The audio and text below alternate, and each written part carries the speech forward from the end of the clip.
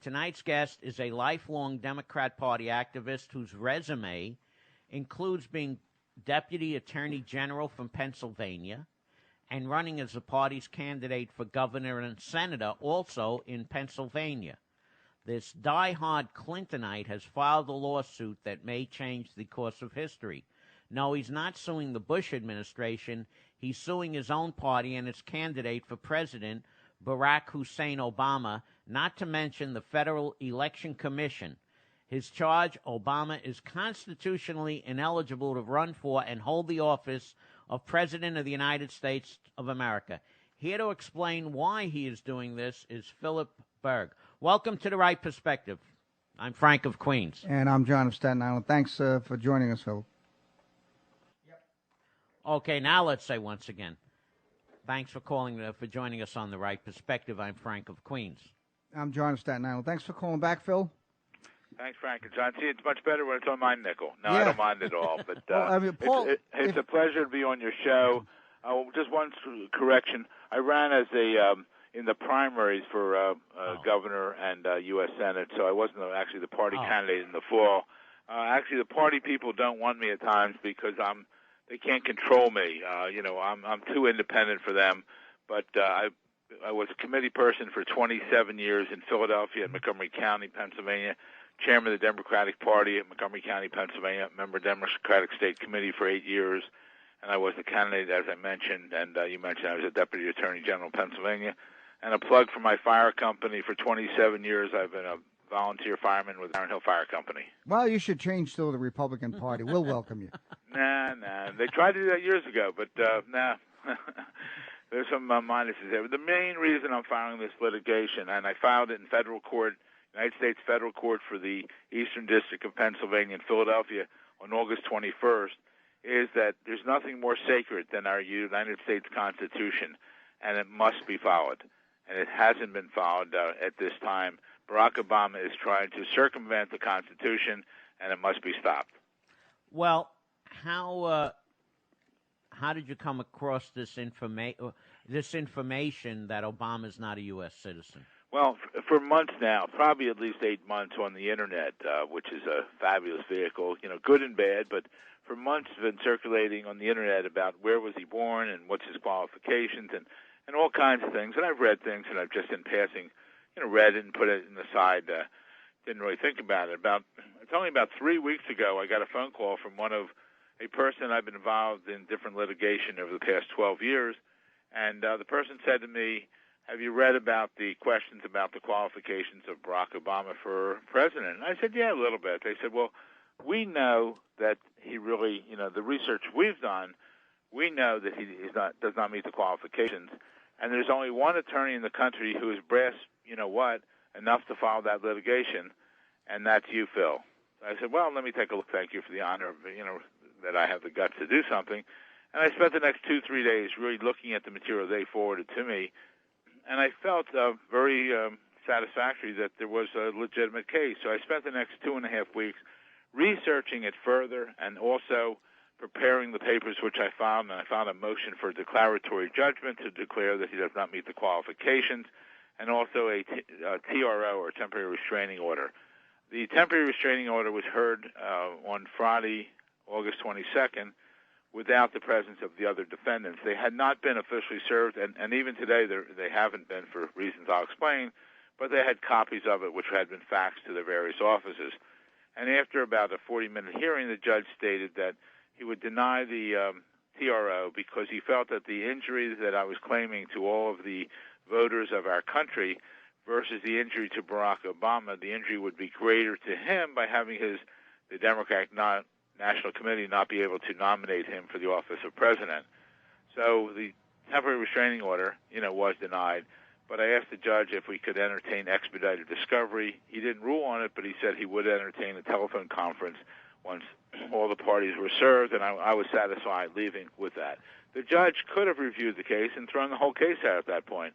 He didn't because I believe, and it's on my website, Obama Crimes, OBAMACRIMES.com, that there's sufficient information there to go forth, and I believe there's sufficient information to prove that he is not a natural-born citizen of the United States and therefore does not meet the qualifications for president.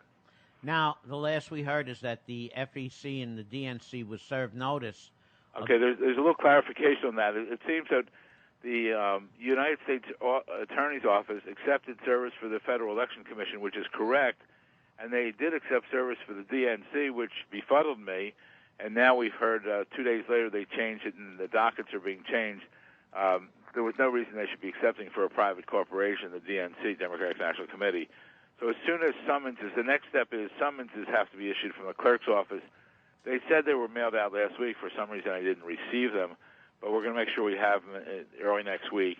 And then we'll be serving the Democratic National Committee and Senator Barack Obama.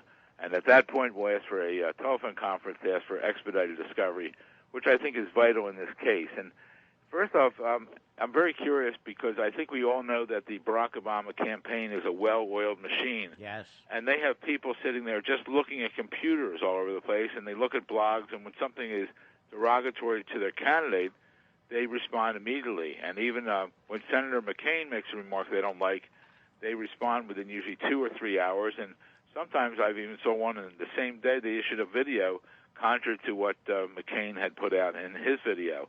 But here we are now 7 days later, and they have it because it was faxed to their office. 7 days later, and it's all over the internet, but 7 days later, not one word from the Obama campaign. And as every minute goes by, as every hour goes by, as every day goes by, I believe that more and more that I'm 100% correct on this. And, what can they say? Now, if I was wrong, I think earlier this week they should have came out and held a news conference. It didn't have to be Obama. It could have been any high staff person. Say, listen, there's this nut out there named Phil Berg. He filed this suit. We give him 24 hours to withdraw it, or we're going to sue him for millions of dollars because he's defaming our candidate, et cetera, and here's proof that he's not telling the truth. Well, we didn't see anything like that, did we? We haven't seen one statement like that. Now, in a way, they could say they don't want to give any attention to it, but this thing has spread like wildfire, and those of you familiar with websites, we opened the website last Friday, August 22nd, and we're about a day and a half behind in the reporting because we had a counter on our machine, but it couldn't keep up with it. As of yesterday, we had over 5.5 million hits on our website in 1 week. That's incredible. Well, you better watch your back. I'm not kidding. Because these people are with this, they learned their lesson very well from the Clintons, the Obama campaign. Because well, I know, but at they this call point, it the and war I understand room. people concerned for my safety. At this point, I'm not going to do anything to myself. If something happens, I didn't do it, ladies and gentlemen, and I think it would bring much more attention to this lawsuit. And the evidence is there. The evidence is very there, and I appreciate your concern, but I think we have to stand up for our rights. And I am standing up for our rights, and I think other people should.